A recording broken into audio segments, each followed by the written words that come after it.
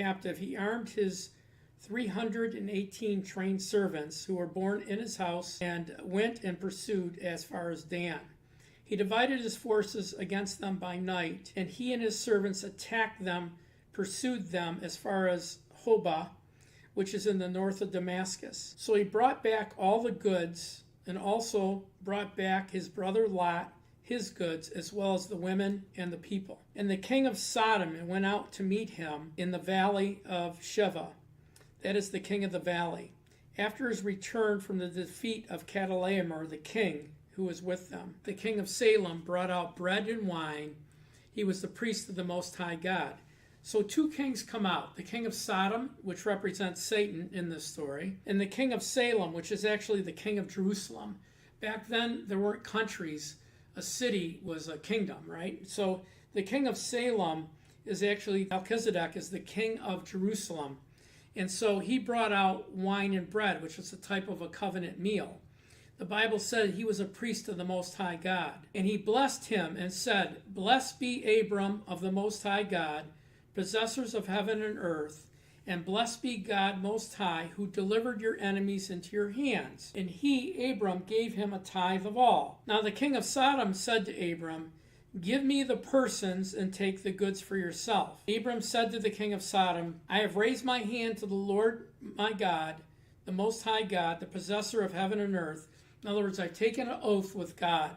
I'm in covenant with God. "I will not take from you a thread of a sandal strap." In other words, I won't take even a shoelace from you. "That I will not take anything that is yours, lest you say that you've made me rich, except only the young men which they have eaten, and the portion of men who went with me, Aner and Eshcol and Mamam, which shall take their portions." And here we see a very important thing. Abraham realized that God was his provider. God was his protector. So first of all, he gives a tithe to the priest of God. He gives a tithe to the church. He gives a tenth.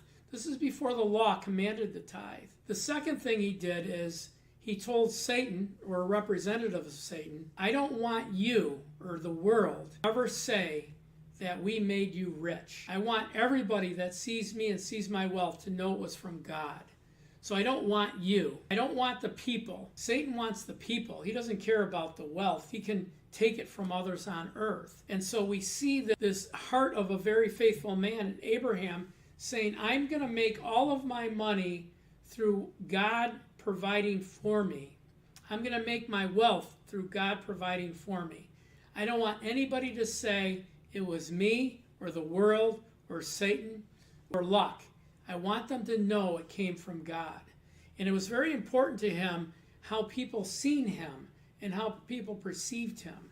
And so God restored everything that was lost to his family. He restored Lot. He restored his goods. He restored any goods that were taken from him. He restored the people that belonged to Abraham. And then Abraham gave God, his representative, the priest, right at that time, a tithe of all of that.